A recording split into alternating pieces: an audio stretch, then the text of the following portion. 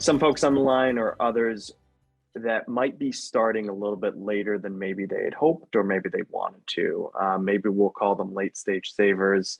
Um, certainly we don't want folks to feel discouraged, right? Because any amount saved is good, certainly for retirement and certainly for college. But how do you approach or talk with folks who might consider themselves late stage savers? Essentially, you're going to kind of start with that same process we talked about with talking about your goals and priorities. But at this point, that priority discussion may be a little more important, discussing reevaluating what those college goals are and how much you are able to contribute and willing to contribute. You're also going to look at things like your tax situation. What is that getting now that your child is older? You are likely also going to have a better idea of what their path is. Are they going to a private school? Are they going to private? Are they academically strong?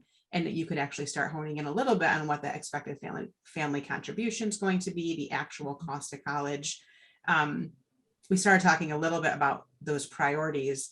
And this is where you make the decisions of, you said you want to retire at 65. Is that still important? Or maybe it's 55.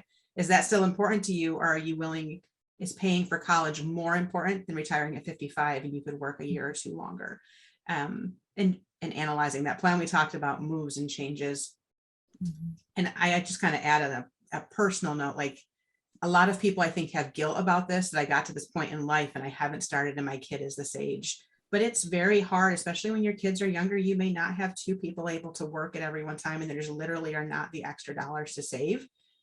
So you're kind of at the point you're at, just you're starting fresh, going forward, and making the best decisions for your family on what needs to be done, and being open with your students. And you mentioned this earlier with your children. I think it's really important to let them understand the cost of education, let them know what you're willing to contribute, what they need to bring to the table, if that's part of your plan, so they know whether they're working for scholarships, what they're saving. It's really important for them to understand student loans, if that is going to be a piece of the picture, because as Amy said, you can borrow for college, you can't borrow for retirement.